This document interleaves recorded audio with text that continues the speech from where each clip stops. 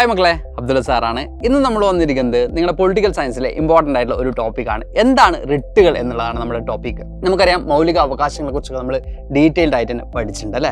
ഇതിലേതെങ്കിലും ഒരു മൗലിക അവകാശം ലംഘിക്കപ്പെടുന്ന സാഹചര്യത്തിൽ നമ്മൾ ആ ഒരു അവകാശത്തിൽ തന്നെ ആറാമത്തെ അവകാശമായിട്ട് പറഞ്ഞിരുന്ന ഒരു കാര്യമാണ് ഭരണഘടനാപരമായിട്ടുള്ള പ്രതിവിധികൾ അവകാശം, അല്ലെങ്കിൽ constitutional right to constitutional remedies എന്നുള്ളത് അല്ലേ. അപ്പോൾ ഈ ഒരു അവകാശത്തിന് പുറമെ നമുക്ക് ആർട്ടിക്കിൾ 32 തന്നെ സുപ്രീം കോടതിയിൽ നിന്നോ അതുപോലെ തന്നെ ഹൈക്കോടതിയിൽ നിന്നോ നമ്മുടെ മൗലിക അവകാശങ്ങൾ ലംഘിക്കപ്പെടുന്ന സാഹചര്യത്തിൽ നിയമപരമായിട്ട് പുറപ്പെടുവിക്കുന്ന ഉത്തരവുകളെയാണ് നമ്മൾ എന്ത് പറയുന്നത്, റിട്ടുകൾ എന്ന് പറയുന്നത്. നമ്മുടെ മൗലികാവകാശം സംരക്ഷിക്കാനുള്ള അവകാശമായിരുന്നു റൈറ്റ് ടു കോൺസ്റ്റിറ്റ്യൂഷണൽ റെമഡീസ്.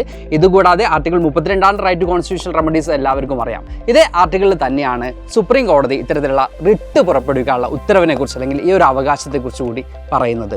അതുപോലെ തന്നെ ആർട്ടിക്കിൾ 226 ഇതേ അധികാരം ആർക്കും ലഭിക്കുന്നത്, ഹൈക്കോടതിക്കും ലഭിക്കുന്നത് നമുക്ക് കാണാൻ സാധിക്കും. അപ്പോൾ നമ്മുടെ എല്ലാ അവകാശങ്ങളും സംരക്ഷിക്കപ്പെടാൻ നമുക്കിവിടെ ജുഡീഷ്യറി ഉണ്ട്, അല്ലെങ്കിൽ നീതിന്യായ വ്യവസ്ഥയുണ്ട്.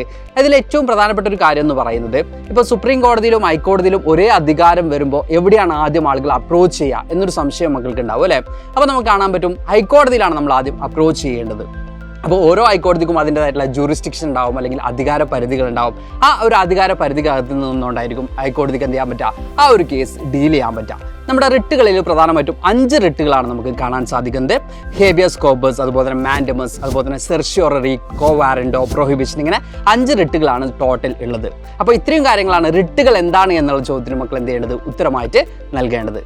അപ്പോൾ ഈ ഒരു ഭാഗത്ത് നമുക്ക് 2 മുതൽ 3 വരെയുള്ള മാർക്കുകൾക്കായിരിക്കും ചോദ്യം വരാം. അപ്പോൾ നമ്മുടെ പൊളിറ്റിക്കൽ സയൻസ് മാത്രമല്ല, എല്ലാ സബ്ജക്റ്റും ഇതുപോലെയുള്ള ഉപകാരപ്രദമായിട്ടുള്ള വീഡിയോസ് നമ്മുടെ ഈ ഒരു ചാനലിൽ ഉണ്ടായിരിക്കുന്നതാണ്. അപ്പോൾ നമുക്ക് ഈ ഒരു വർഷം പൊളിറ്റിക്കൽ സയൻസിലും അതുപോലെ തന്നെ എല്ലാ സബ്ജക്റ്റുകളിലും ഓണം എക്സാമിനേഷന് കംപ്ലീറ്റ് മാർക്കും സ്കോർ ചെയ്യാം. അപ്പോൾ എല്ലാവരും കൃത്യമായി ക്ലാസ്സുകളൊക്കെ കാണാം. താങ്ക്